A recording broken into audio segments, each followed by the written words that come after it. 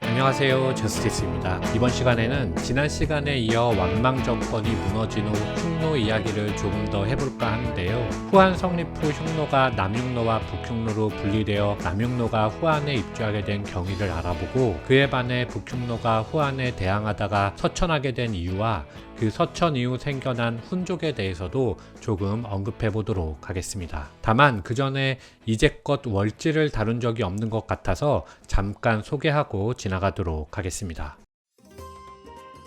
사기에 따르면 월지는 유목생활을 했으며 원래 거주지는 도난과 칠엔 산맥 사이의 지역이었다고 합니다. 그곳은 지금의 감숙 서부와 하서회랑 부근에 해당하는데요. 하지만 묵특이 일찍이 월지의 인질로 보내진 바 있고, 원래 월지는 흉노보다 더욱 강력한 세력이었음을 감안한다면 하서회랑은 이처럼 강력한 유목 집단의 근거지가 되기에는 협소하기 때문에 사실 월지는 몽골 초원을 근거지로 했다는 다른 주장도 있음을 말씀드립니다. 어쨌든 월지는 기원전 176년 흉노 묵특의 공격을 받아 본거지를 떠나 텐샨 북방의 1, 2강 유역으로 이주하였고, 그 이후부터는 대월지로 알려지게 되었으며 잔류 집단은 소월지라 불렀습니다. 그리고 기원전 160년대에는 묵특을 이은 노상선우의 공격으로 월지 왕이 붙잡혀 그 두개골이 술잔으로 변하는 참화를 당하기도 하였죠.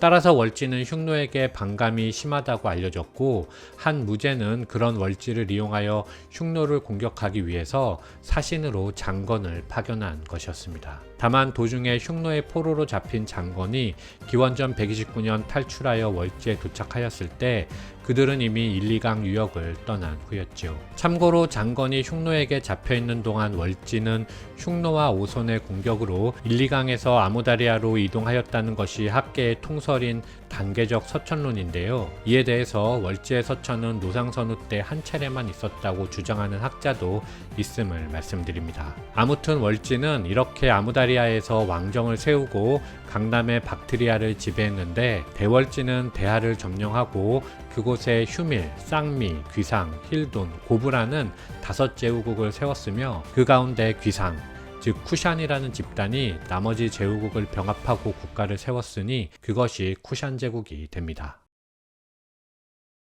왕망 정권이 무너지고 후한이 들어서는 혼란기에 흉노는 중국의 변경을 공략하고 군사적 압박을 가중하였습니다. 이에 대하여 후한은 가능하면 화친을 통해 물자를 주어 흉노를 달래려 노력하되, 흉노가 약탈을 하면 군사적으로 대응하고 있었죠. 그러던 중 기원 후 48년의 흉노는 이전의 동서분열처럼 선우이를 놓고 또다시 계승분쟁으로 남북으로 분열하게 되었습니다. 그 과정을 잠깐 이야기해보면, 기원전 31년 후한야가 사망한 뒤 그의 두 부인에게서 출생한 자식들이 차례로 선우이를 계승하다가 마침내 열하는 아들이 호도이시도고 선우가 되어 18년부터 46년까지 28년간이나 흉노를 통치했습니다. 이렇게 볼 때 이미 70년 이상 형제 계승으로 선우이가 이어졌기 때문에 그 역시 자기 동생이자 왕소군의 아들이었던 지하사에게 선우이를 물려주어야 했지요. 하지만 호도이시도고 선우는 욕심을 부려 지하사를 살해하고 자신의 아들을 후계자로 지명하였습니다. 이렇게 되자 그 다음 세대에서 가장 연장자였던 일추강 비가 이에 반발하여 48년 군사 4~5만을 이끌고 중국에 들어가 흉노의 지도를 바친 것이었죠. 그는 저의 조부가 일찍이 한에 의존하여 안정을 얻었으니 그 칭호를 잇고자 한다면서 스스로 화하냐 선우를 칭했고, 이렇게 남흉노가 성립하였습니다. 남흉노 선우의 근거지는 원래 오원 서부의 변경박 80리 지점이었으나 북흉노의 위협을 받자 서하 미직으로 근거지를 옮겼고, 그 백성들은 서로는 삭방에서 동으로는 대군까지 천여리에 걸쳐 분포하게 되었습니다. 그런데 여기서 기억해야 할 점은 바로 남흉노와 후한의 관계가 이전 흉노와 한나라와의 화친이나 조공 관계와는 질적으로 다른 정치적 관계였다는 점입니다. 남흉노는 한나라의 국경 안으로 들어와 생활하게 되었을 뿐만 아니라 칭신하고 물자를 보내는 것 외에 한 조정으로부터 사육로 중랑장이라는 관리가 파견되어 그의 가모를 받게 되었기 때문인데요. 사흉노 중랑장은 황제와 선우 사이의 연락이나 사신 파견 등의 업무를 맡았을 뿐 흉노 내부의 행정에 직접 관여하지는 않았습니다. 종합해보면 남흉노는 국가의 주권을 상실하고 한 제국의 행정구역으로 편입된 것은 아니었지만 그 보호 아래 있었던 후한의 속국으로서 기능하였다 하겠습니다.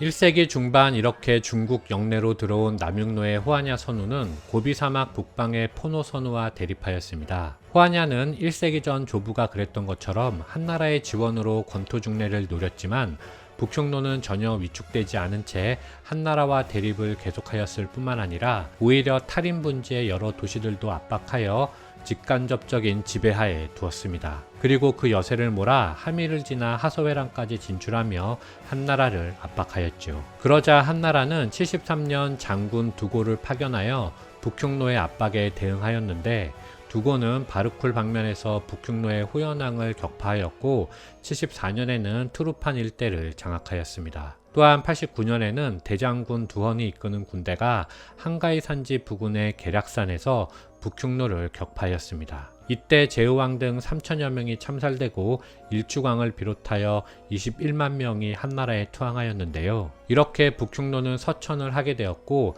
결국 오손의 1, 2강 계곡으로 이주하였습니다. 그때 남아있던 북흉노의 잔중이 스스로를 선비라 칭한 것이지요. 이렇게 하여 묵특이 건국한 이후 300년 동안 지속된 흉노의 패권은 무너졌습니다.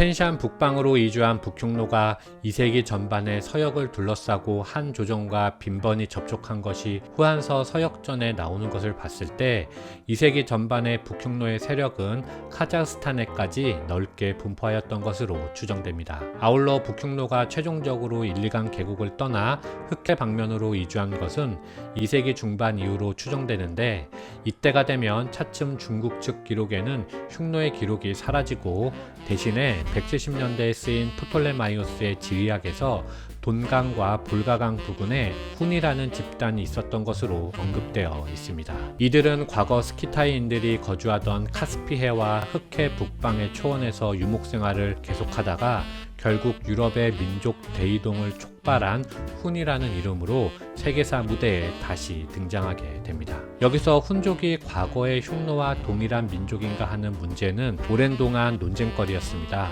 훈족을 묘사한 동로마 측 기록은 이들의 외모에 몽골로이드의 특징이 강하게 나타났음을 말하고 있고 훈족이 사용했던 가마솥도 흉노와 매우 유사했음이 확인됩니다.